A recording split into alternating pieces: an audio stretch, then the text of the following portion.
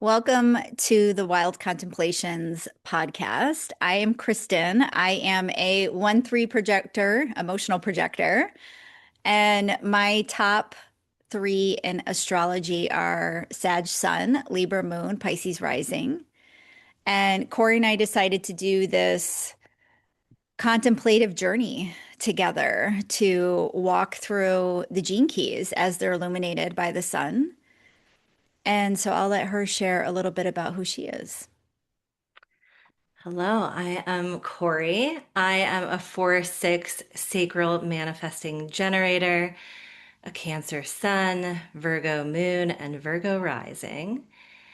And yeah, we are contemplating the 64 gene keys and gates at the wheel. We had our first episode last week where we tuned into the sun in gene key 25 with its frequency bands of constriction, acceptance, and universal love. And we also tuned into the grounding, our programming partner, where the earth is in the 46th gene key with its frequency bands of seriousness, delight, and ecstasy. And so before we get to the new keys that we'll be contemplating today, the sun in 17 and the earth in 18, I thought that we would first start by taking just 3 breaths together to ground into this space. And then we'll do just a little check-in with the 25 and 46 before we get into the new stuff. So if it feels good to soften the gaze or close the eyes, maybe bring a hand to the belly, hand to the heart, just connecting with the body for a moment. And then we'll take 3 breaths together.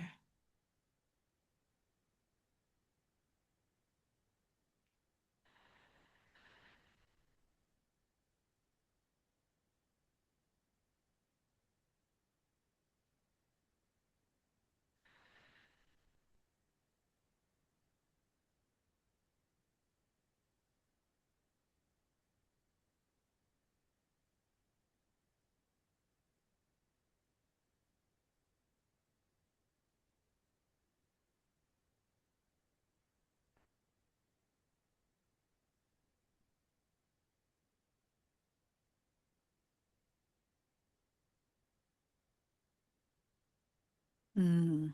So this past week was honestly very emotional for me. And as I was just sitting with it, even in my breaths, I was feeling like maybe that was illuminating what I'm not accepting, that these emotions are coming through for me to, yeah, highlight that lack of acceptance. And what I would say about that actually is that when emotions linger and or they're just resurfacing and or I'm like ready to explode. So I have the 1949 wave in human design. And so my wave tends to build and explode. And I know that when I'm on that verge of exploding, that something needs to be expressed emotionally. And honestly, if I'm being really honest with myself right now, I don't feel like I really attended to that. I was in a breathwork ceremony last night and I did experience an emotional release and actually I had a really profound experience actually. Um, just a lot of things opening up, like including my heart, like bursting wide open and me feeling so much love. Um, in a way that my heart felt so big and filled with love in a way that I haven't really felt before or let myself feel before. And then also really opening to this space of finding real acceptance of myself And it's funny just as I am an undefined throat, so I'm just gonna riff on these things, but it feels like it's actually really interesting, right, to watch that how that moved for me through the week, right? So I was really emotional. I had an emotional release, and then I experienced this profound love in my body. And maybe that's not coincidental. So that's how I was feeling this week. It was a bit of a roller coaster, honestly. How about you? Oh, I was feeling a similar way, very emotional.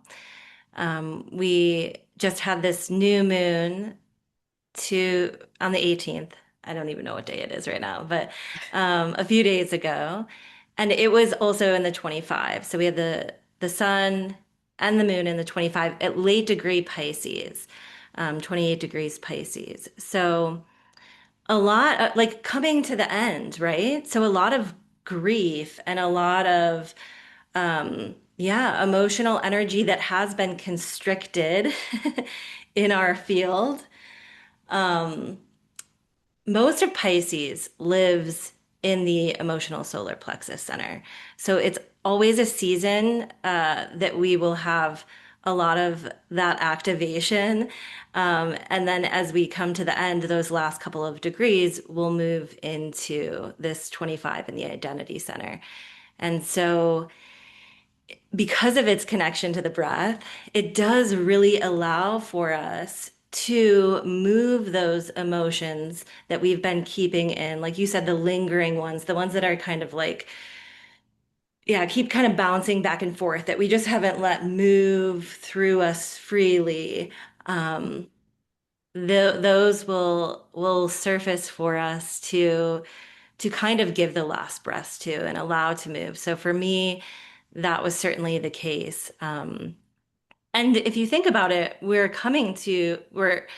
just moved through it, but at that time, we're coming to an end of a cycle, the end of the astrological year, the end of a lunar cycle, the end of the eclipse season. And this can, speak to even longer cycles. And collectively, we're moving through a really big closing out of like a 400-year cycle. So, with that death and release and yeah, goodbye, there does come a lot of emotions and a lot of grief because we're saying, yeah, we're giving last breaths to something. And yes, we're moving towards something new. Like, spring is calling us forward. Um, but I was even thinking of it in terms of like, I was just on a call earlier with some friends tuning into the equinox energy.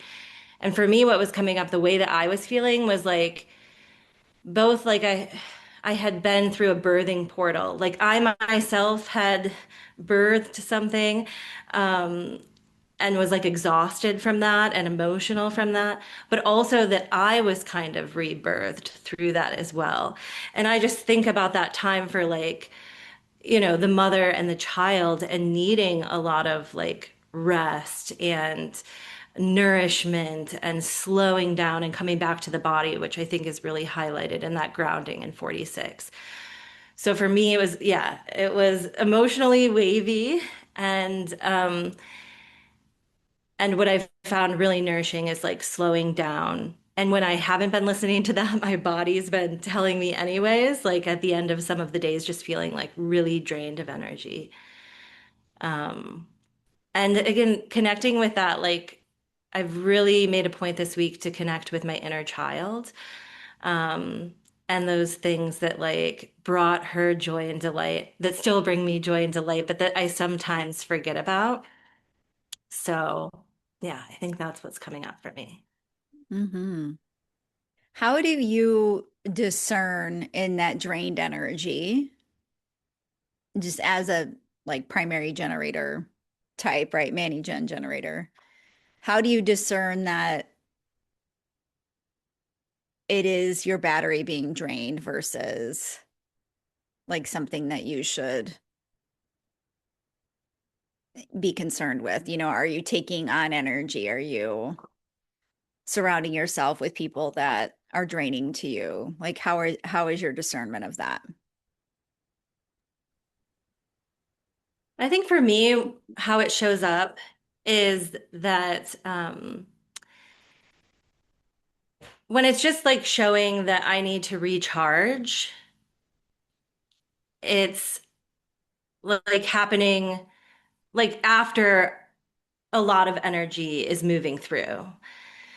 But when it's something that's like in my field that's consistently draining me, I will feel that more of the time. So I guess the difference for me is that, yeah, when it's something that is ongoing, I will probably lack that spark in my day to day. But if I like experience the spark for most of the day, or most of the days, and then I just have this drop in energy, to me, it's just like, oh, okay. This is just telling you that you've drained your battery for now, and it's time to slow down and to nourish and recharge. Um, and that like it doesn't mean that there's anything wrong. My energy actually moves in this like pulse, so it goes like on and off. And so a lot of the actual like language out there sometimes for manifesting generators and generators doesn't necessarily land for me because of the way that that pulse works. I'm not always like go, go, go. Mm-hmm. It just depends on my pulse and my creative process. So part of my deconditioning and unlearning in human design has been understanding that when things are off for me, it's not like a bad thing. It's just the part of my creative process that's like the void, it's like the fertile ground for what will come. And so even when I do have periods of time where like there's not a lot of energy happening, if I've checked in around me to like ensure that, you know, there's nothing that I am noticing that I'm like really putting energy into that's draining it. It's just my pulse, my creative process. Mm-hmm. Mm-hmm. I think that's in alignment with the wait to respond. And I agree with you and just in general for anybody who's on their human design journey.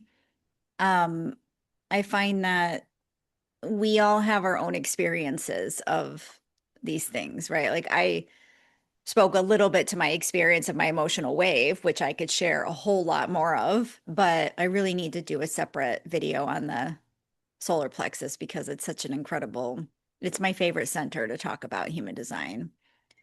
Um, but we all have our own experience of it, right? It's not, that's the thing, it's not cut and dry. And I do, when I share with generators their chart, I'm always very clear in that if you're not getting that sacral, pulse, as you say, right? If you're not getting that, like you received an energy that your body is wanting to respond to, then you do have to wait and be careful if you're picking up the 70% of generators around you that are feeling that, and just making sure that you're really attuned to your body. So I think that that's beautiful and it sounds right in alignment.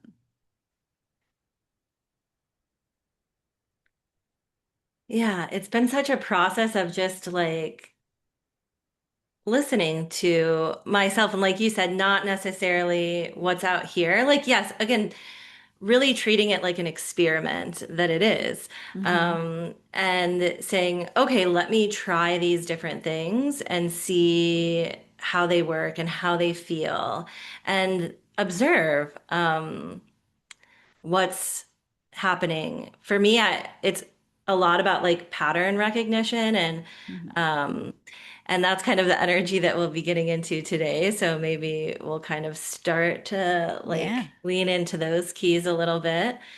Um, but I think that's why I love this practice so much too, in understanding like that we all have our own unique rhythms, cycles, seasons, phases. And so things are always shifting and changing. And definitely what works for another person is not going to work for us.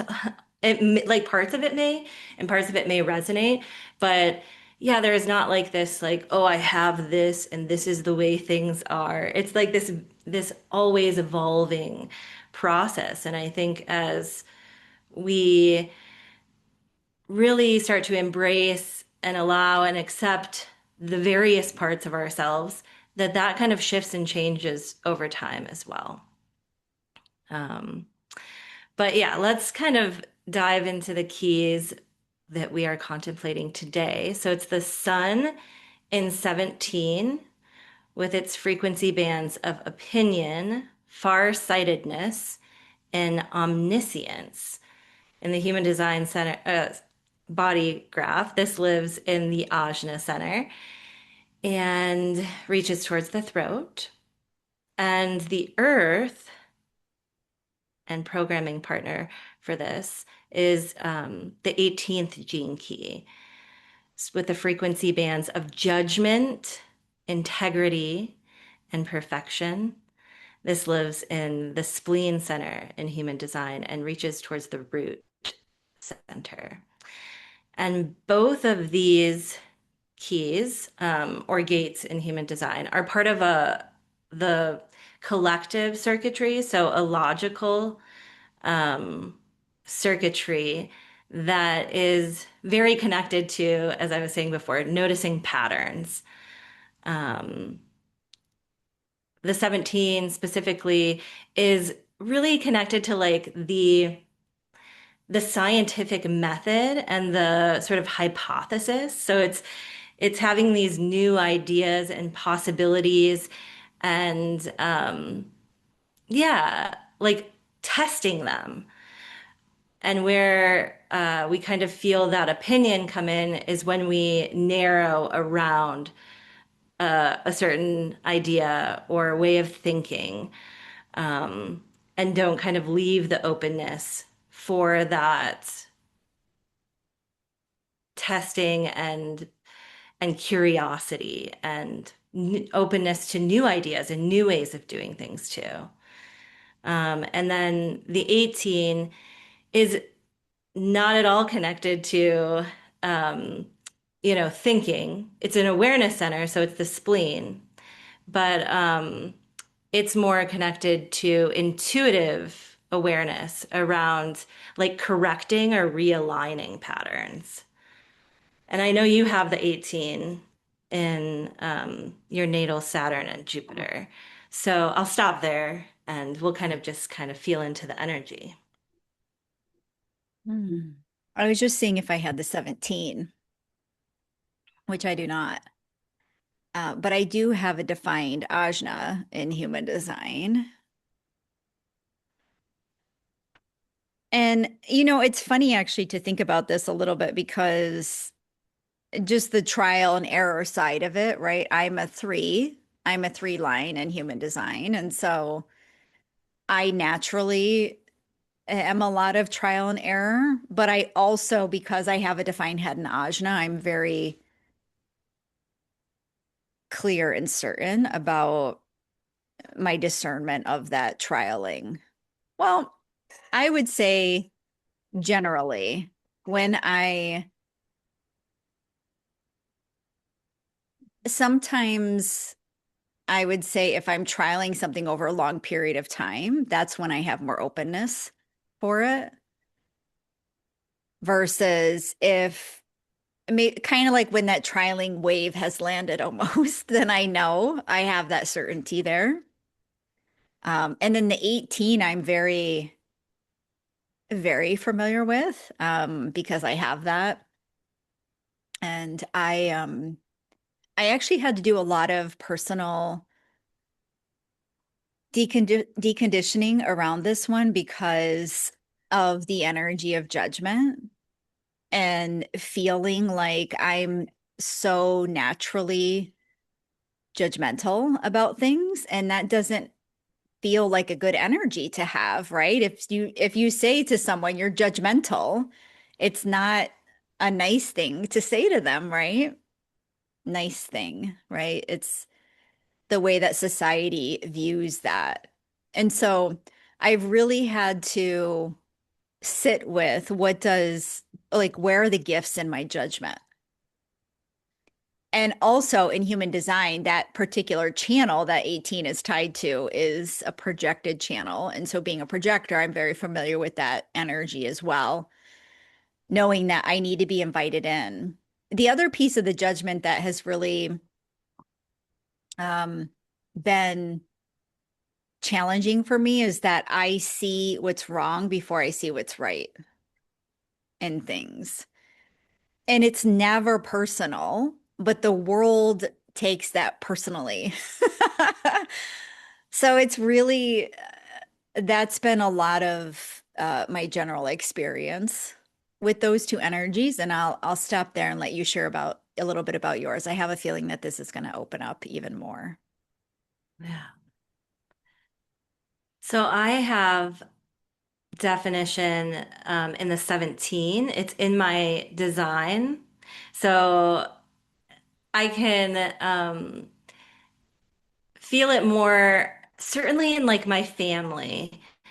I see how it's connected to, yeah, my upbringing. So, like we talked about last week with the 2546, that pair is connected to imprinting from the ages of 0 to 7. These two are connected to imprinting from the ages of 14 to 21. And this is like our mental patterning that's laid down. And I can see it in, yeah, the way that I was raised was to very much um, give a lot of weight and celebration and just energy to your logical thinking mind and like having the answers, being right, getting straight A's, that sort of thing. Um, and so, yeah, what I feel with these energies a lot of times in my conditioning that has been a process of that unlearning has been not needing to be right all the time, not needing to, yeah, like feel like it has to be one way or another, but really opening my mind to so many different possibilities. And I think that's one of the reasons that I've really gravitated towards like travel and just expanding my view beyond academia. Because again, that's just where the focus was. Like you just school and sports, and you just like, kind of excel at those. And again, there's like this winning or this achieving aspect of things that I can feel in in the system, in the auric field and the body, that I've had to kind of like take those cloaks off that are really just there to, um, again, kind of like make us feel safe or um, feel a sense of like certainty and stability with the world around us that is so ever changing and all of those things. I don't have any planetary activations in the 18, but I love what you shared about yeah, your experience with like the 17 and how you don't have any planetary activations there, but you have, the defined ajna, you have the third line. So there we do have it. We have all of this energy in us. It's just that when we have planets or points there activating that energy, we'll just experience it in more of like a, certain way. But for me, the 18, I have an undefined spleen. So for me, the 18, it kind of connects with like my Virgoan side. I said I was a Virgo rising and moon. That sort of like overly critical, always looking to improve. Um, Yeah, like looking. So for me, one of the things that I've noticed is like, I love how you said it. You notice what's right. I mean, you notice what's wrong before you notice what's right. Like that is one of the things with the way my eyes catch things is like I see all the imperfections. I see all the things that could be just like kind of changed and fixed to be made better or right. Um, and in the past, that has really taken me out of the moment and like put a lot of pressure on me. And I see how these gene keys connect, right? Because it's that like seriousness and constriction then that happens when you're like, oh, there's so much to do and there's so much to fix, or this is the way I see things and this is the way it needs to be done and that sort of stuff. So yeah, I'll stop there because I'm kind of rambling now, but I love this. So many little threads I want to pull on. So I love the programming ages, and it didn't really land for me until you shared that this, really affected in your childhood. And it makes me think about how just like being rebellious teenagers, right? And sort of rebelling. For me, I'm sure everyone's experience is different, right? But for me, I was for sure hypercritical of my parents and how they were parenting. And I thought that I knew better. And I mean, I was an adult at 14, right? Like, um, but that for sure came out in me. And it's really interesting. It's really interesting to think about it from that perspective. Like if we had a big group of people on here and talked about like what was your experience between 14 and 21, like I would be curious if anybody listening, did you have an experience in your childhood where you were just very, like I'm good. I'm gonna play to the rules and I'm gonna be a good girl. I'm gonna be a good boy. And like you said, Cori, I'm going to get straight A's. And I mean, I was an honors student as well, but I was still really rebellious in it. And my mother actually even used to say to me that, like, she would say to me that and she has the 1858 as well, the channel of judgment. Um, she used to say to me that if I had applied myself more in school, I would have gotten all these scholarships for college. Even though I was an honor student and I didn't really have to try to be an honor student, right? But she was just insistent that I didn't apply myself enough, right? And so there was, even though like I got good grades, I was still on the rebellious side. I was still exploring who I was, especially with me having the open identity center. I was never one to land with a particular group of people either growing up. And so I was always shifting groups and jumping around and exploring things.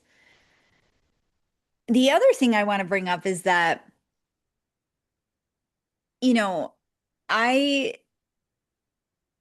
so I have the defined head in ajna, which we generally say carries a lot of certainty, right? That I would carry the energy of certainty, and that's because not a huge amount of the population has the head center, then it like is one of the things that attracts people to me, right? But we also say that people with defined heads are more closed-minded. And I don't find that true for me. I actually, and maybe this is my one line speaking, but I like to have all the perspectives and I like to weave them in together and then have the best perspective. And so I do feel like while I'm certain, I'm still open to hearing different perspectives.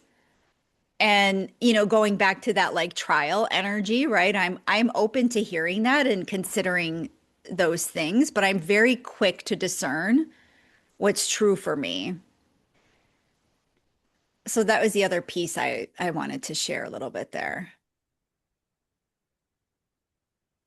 Oh yeah, this is so rich. I'm loving this because I'll first touch on what you shared about that 14 to 21. And I resonate with so much of what you shared, like, you know, having that rebellious spirit still, but then still also um, like getting the good grades and doing some of the things that are expected. But this is something that Richard talks about with the 18 is like, this is the time actually when children are meant to rebel. They're meant to form a different worldview than their parents. And parents, if there's any like parents listening, they can really support this process when they create space and don't take that rebellion like so personally. I know it's probably very difficult to do, but again, this isn't like this is just part of the development cycle, and that the child is starting to form their own opinions and ideas and become their own person. And as part of that process, they need to sort of come up against the authority in their life so that they can start to create their own. And so, yeah, he just kind of highlights how being like, too harsh on children that are trying to rebel, like trying to keep them contained or punishing them in certain ways, can actually be pretty detrimental because, again, they're not having that process of like really finding out who they are. So it's like this fine balance, like not swinging too far one way or too far the other way where you're just like let them do whatever. It's like finding this balance in between of like, how can I be there for you to let you know that you have support, but also that you can push the the boundaries a bit and find your own way. It's always, yeah, I've always found like these phases so interesting, and just how we can best support like children in that process of development and becoming their own unique, authentic expression and not having to maybe like do so much of the work that I know a lot of us have to go through to peel back a lot of those layers that were, yeah, put on to us. But it's, I think the more that we start to explore these systems of self-awareness and know ourselves, that we can offer that support to the world and then a new sort of way starts to open up. Um, and then yeah, I think when you were sharing about the defined head, the connection with the ajna, what I see is just like you said, it's not necessarily certainty in the sense that like I'm not going to let anything else in, but more that I'm not distracted by all of the other things. Because I have an open head and I know that feeling of like just it can get really sort of scattered and there can be a lot there. And I see the gift of the defined head to be, yeah, that it's like I know how to wade through that Mhm. stuff. Like you said, it's very quick to discern.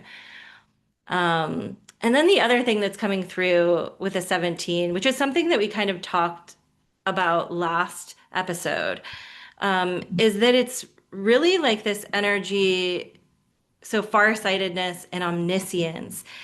When we move out of the confines of like the narrowing of the mind and start to open up in that way, there's this ability to like see it all, right? And I think you were really touching on this last week when you were talking about the bridge, like, and how do I see it all?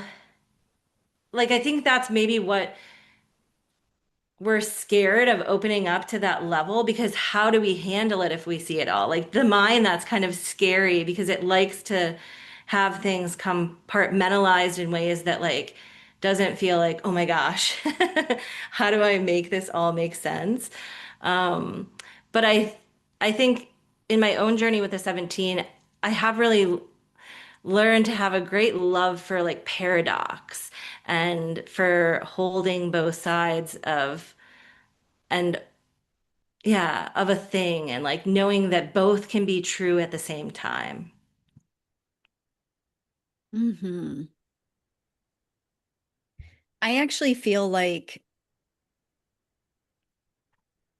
when you're thinking about how do we hold it all, what I was feeling when as you were saying that is how do we see everything and where we fit into everything? That's like what I was feeling in that energy as you were sharing. So it's not actually for us to hold it all, right? Which is like you said, it's where the mind gets scared and how can I hold this? Even when I was in that breathwork ceremony and my heart was just exploding. And I think my mind would have thought my heart's not capable of holding that energy, right? But my heart showed me that it's more than capable of holding that energy, right? But it's not for us to hold it all. It's I think it's more of how can I and I'm just thinking about this just from like an energetic, like human and beyond perspective. When I talk about being in corporate and how corporate Kristen thought anything was possible. And then when I started connecting intuitively, man, what I saw was possible, I was like, wow, corporate Kristen didn't really understand possibility. And corporate Kristen was still like, my boss said to me one time, he said, the sky is the limit for you. And I said, there's a limit? Like, there's no limit.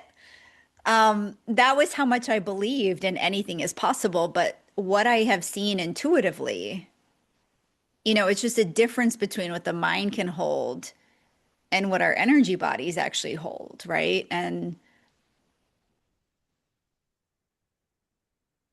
how do we,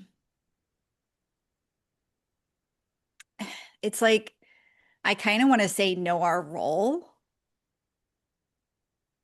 right? I refer to it as us being like a big puzzle and fitting all the puzzle pieces together. And sometimes like these connections that we form with people that we've never met before, maybe they're a little closer to us in the puzzle than someone that we've met and we're like, I'm not even interested in knowing you. But there's parts of them, right, that we can always relate to. And so to me, it's more of that energy. It's more of a how do I see that there's more than me, that there's life existence beyond my physical vessel. And what does that mean for how I'm connected to the world and the way that I show up in it? Because when we create that separateness, when it's just I'm here to hold me and nothing else, right? I don't care about any of this outside energy in that periphery, then it's like we've broken the puzzle. How can we be connected if we're creating separateness? And just because we're connected, right? When we say things like we're all one, doesn't mean that like we are the same in the sense that the mind thinks about it. To me, it's we are that one puzzle. We are God energy. Like we are that. But how our physical vessel shows up in the world is like our piece. That's our puzzle piece. That's our imprint. And that's what's actually so beautiful about who we are and our own identities, right? Is that we get to be all of that. That was a little philosophical. So, I love it so much. It's been this visual has been like a foundational piece of my path and my work for, yeah, like it's been the reason behind I do what I do. Is because I do see it like we each come here in these forms to move through a particular expression of love, to share that with the world. Um, and it's not going to look like anybody else's because it wants to fit into the puzzle in that unique way. So when we start folding over our little pieces to try to look like another piece or walk in the footsteps of another piece, then we don't fit into the puzzle, you know? And so, yeah, I absolutely love it because that is what I see is, and this is really what's happening. I was thinking when you were talking, like, we're in awareness center energy right now. So the spleen, the ajna, and the emotional solar plexus are all awareness centers. And the spleen was our first. And for a long time, we've been having our command center, so to speak, in the ajna. And now it's moving to the solar plexus. And I think in that movement, what's going to be shifting and changing a lot is how we see our interconnectedness. Because again, it's kind of difficult for the mind to comprehend this idea that we aren't separate. um, but it's like when we move that command center fully to the emotional solar plexus, we'll start to really see stuff coming online that very clearly shows that we are not, you know? And so I think this is one of the things with the 17. This has been my experience um, over the last few years that I've been contemplating this energy. It's in my design Venus, which is a sphere in the Gene Keys Venus sequence called the SQ. And it's kind of like what I like to think of as like the highest expression of our heart. And it's this ability to, for me, it comes up as this ability to really see beyond and to see in the future. And we talked about this last week. In my like process with this and understanding this energy and this gift, it's been like, yeah, you can see it, but it doesn't mean that it's like going to be landing or happening soon or just yet or anything like that. Like, yeah, we talked about that a little bit last week. So I'll stop there and kind of check in. hmm.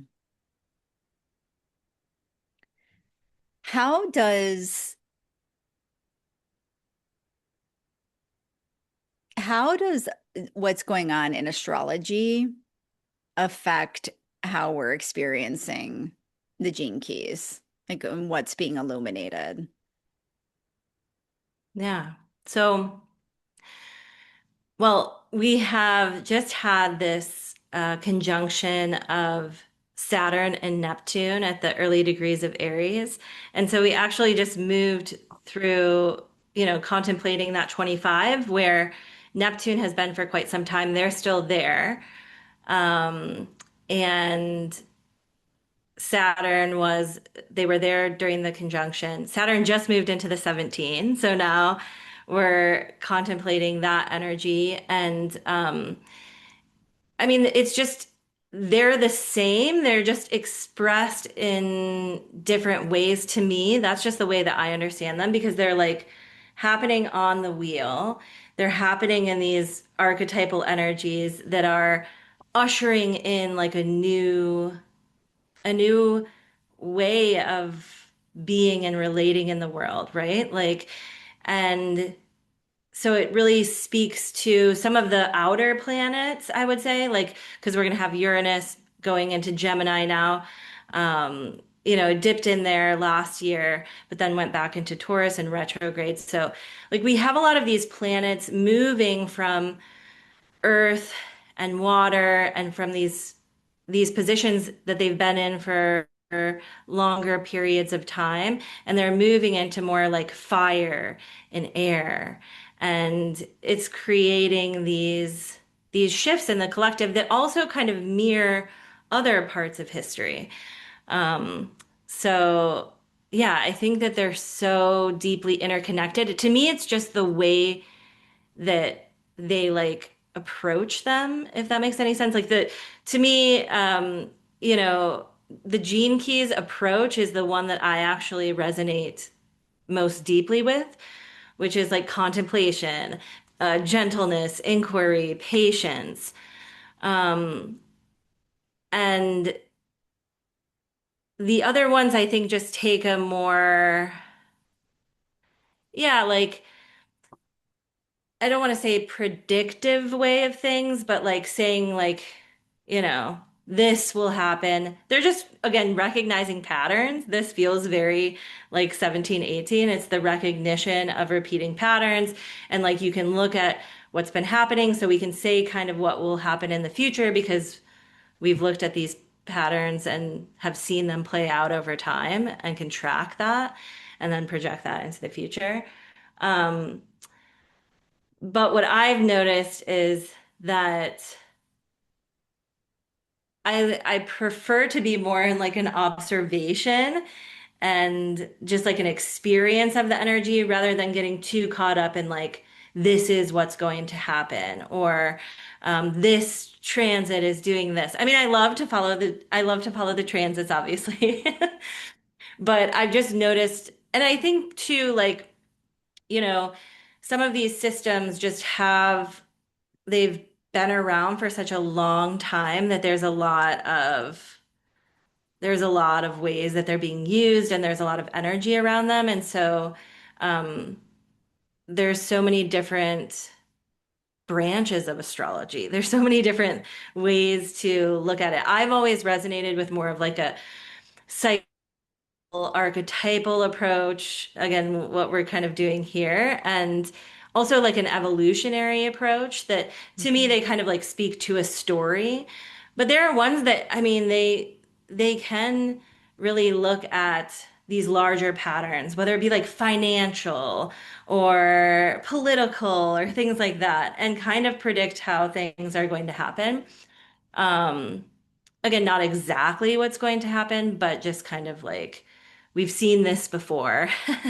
And it's not necessarily in ways, I guess it's history repeating itself, but I think it's like we come back around to something else. And it's just that we're meant to like move through that energy from an evolutionary standpoint. Um, and yeah, now I'm getting kind of philosophical. So Yeah. No, it's good. It's good. It's good. So would you say I'm trying to like, I don't know, do what my mind does. So would you say that astrology kind of speaks to this more evolutionary path, right? Because the way the planets move and it's not always the same every year and how it just evolves like each year, right? So more evolution, human evolution. Gene Keys is this cyclic, you know, I'm going to rotate through 64 gene keys over and over and over again. So maybe Gene Keys is like a, hey, don't forget about this energy, or hey, I'm going to illuminate this energy to make sure that, you're contemplating, you're like I'm inserting this energy so that you remember these along the path of evolution. And then maybe human design is like, again, like our imprint, more of our piece of the puzzle, like the current puzzle, which is obviously changing constantly, right? So there's a natural evolution in that. What do you think about that? Oh, I love this question. So for me, again, because I see them all come together on the wheel. So like what we're doing with this, we're moving around the wheel. So they all meet here for me, and they just branch off in these different ways from there. But so they're doing similar things on the wheel because human design and the gene keys use astrology to determine those gates, those gene keys, those positions, right?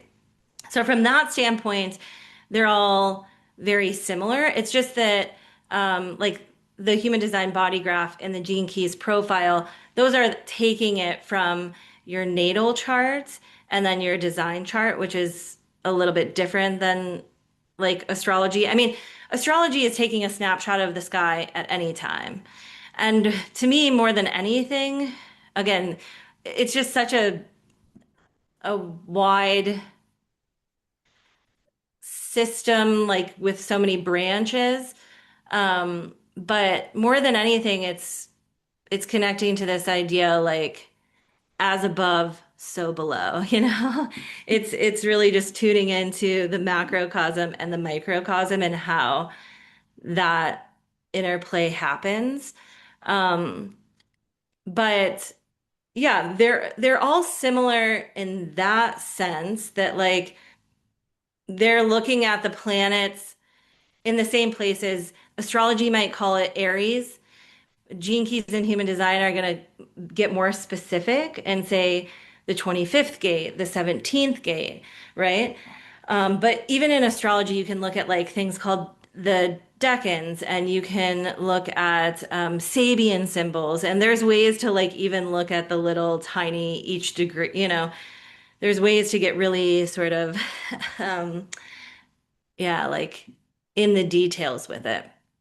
But more than anything, um, I guess what I would say is that the gene keys, well, any of them, actually, let's just say across the board, any of them, they're actually just meant to bring you home to yourself. Like, they're just there to help you remember, and then you can throw the system away. Like, that is one of the things that I love about the Gene Keys is at the end of this sequence called the Pearl sequence, they say, now forget about everything that you just learned. Like, none of it actually matters. We were just using these things to kind of train the mind in this way that it's like not too all over the place and scattered. It has something that it can focus on. And it kind of is able to turn inward. And from there, really, it's more about letting the answers emerge from within you, like than finding them out here. And to me, that's actually what each of the systems does in their own way. It's just they take different routes to get there, right? So human design is going to say follow your strategy and authority. The gene keys is going to say sit with these keys and see what emerges. And astrology has a lot of different ways of expressing it through the various branches, but in some of mine, like that I've really, yeah, just found resonance with, it says that yeah, again, these are the whole sky is within you. And these are kind of how we can look at all the different parts of you and understand how they uniquely come together to create your expression in this form. I'm over here with this grin on my face the entire time, just thinking about this was a beautiful example of a defined head and an open head response. Corey's like, don't forget about it all. Like, leave it's all out there. And I'm like, so it means this, right? And like, oh, that was great. That was great. So is there anything like, did we miss anything? Anything else we need to share, contemplate? Anything you want to highlight that maybe we didn't highlight yet?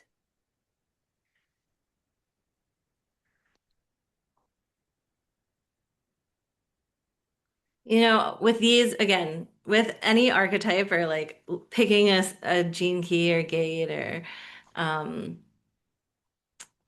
we can go so deep. There's so much there.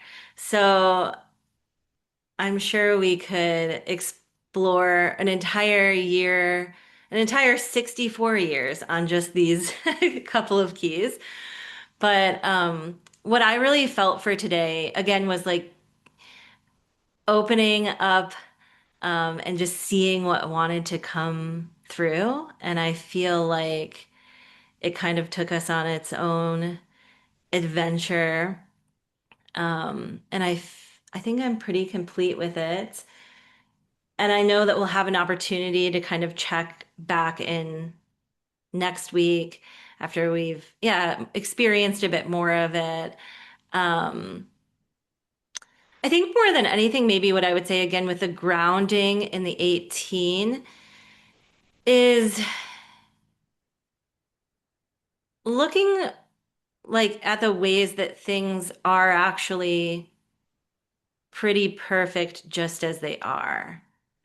Um, like how we were talking about earlier, it's easy sometimes to pick out the flaws or the things that could use a little bit of an adjustment, but maybe kind of appreciating the beauty in those too and like how they add to the experience of life and like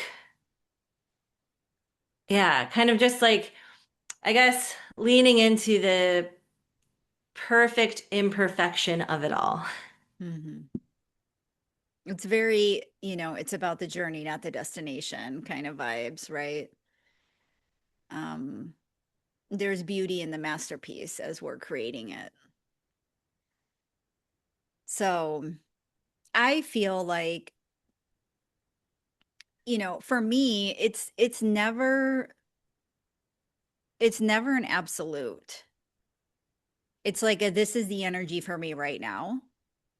And so these conversations for me just plant seeds in, what I'm paying attention to or what I'm noticing. And, and my mind will sit and start to gather all of those seeds, all of those, pieces of wisdom that I've picked up in my time here on Earth and beyond, and start to put together patterns, right?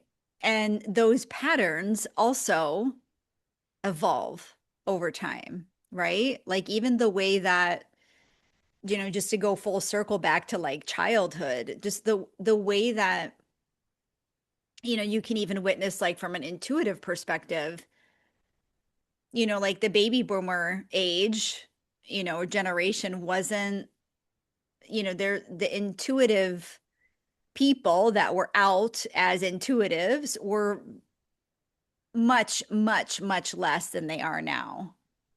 Right. And now going to whatever generation is being born right now, like these kids, and I've tuned in on in some of my readings on this, but these kids are so intuitive and so wise beyond their years that I lost my train of thought there. Um, yeah, I don't know what I was gonna say. I think we're just giving love to the children right now. I've again, maybe it's because I've been tuning into my inner child, um, but I've really been feeling the energy of the wisdom of the children. I'm also, yeah, contemplating a certain gene key right now in my profile, and it's about youthful wisdom. So I guess it all makes Yeah. sense. But um, It's about the patterns, I remember. It's about the patterns that each generation has, right? So we even, when I was saying the patterns even shift. So each generation has their set of patterns, even. So you can even witness that in like looking at the different generational patterns. So that's where I was going with that. Just wanted to button that up. I love that. And too, like what you were asking about with astrology earlier, and when I was mentioning some of like the outer planets, that's what they really speak to is like generational patterns. Mhm. Um, so again, yeah, I think what is really coming through with these keys and with our conversation is something that actually kept me from recording like podcasts and things for a long time, which was this idea that like what we say today can change tomorrow. Like we're always receiving new information. This is like I think the Gemini parts of my chart, but like I'm always changing and evolving, and new information comes in, and that changes the way that I see things and like the way that I move through the world and who I am. It's more of like a coming online of who I really am. But if I look back at some part of my life, whether it's teenage years or in my 20s or even early 30s, like I I have a completely different view of things, and I would say something completely different at each and every point. And tomorrow, even that may change as well. So, yeah, I think it's good to remember that, and that's the wisdom of these keys, right? Not feeling like we have to close ourselves around a certain way of like seeing, being, doing in the world, that this is right and this is wrong, this is who I am and this is who I'm not. It's like, yeah, ever Mhm. kind of shifting and changing. Mhm. And that's why there's both of us on this podcast contemplating this to share those, at least two perspectives and also why we really want to hear from everyone who's listening and how you're experiencing these energies because you're right in that we can get so caught up in our own experience and that evolving. I can relate to this very much like being a projector. I feel like I'm in projector land all the time. And then I have these profound experiences that I feel like I should be sharing, but I just keep going. And then it's too late to share, too late. And, but there's really value and wisdom in us sharing our experiences and right now and even coming onto the podcast next week and saying, yeah, everything shifted for me. It's why I shifted my definition of integrity a long time ago because I used to be so stern on if I said I was going to do this and I'm going to do this, but now it's more of a right, honor your word from the four agreements. But now it's more of an honor your energy. I was feeling that last week, and this is what I'm feeling this week. This is the current evolved version because to me, staying in that integrity, quote unquote, integrity of who we said we were at another point in time is disregarding our evolution, our ability to evolve. So, all right. Are we complete? Absolutely. Yeah, I'm glad that you just spoke to that because I think that's so important, and I'm glad that lives here now. Mm. All right, you guys. So we would love again for you to share your experience of these energies. We want to start weaving in these experiences into the conversation and contemplations more too. So please, if you loved this conversation, please share it with somebody that would be interested in it too. Help us like weave this energy out into the world and continue these contemplations in a really, really fucking rad way. So we'll see you guys next week. Yes, Sam.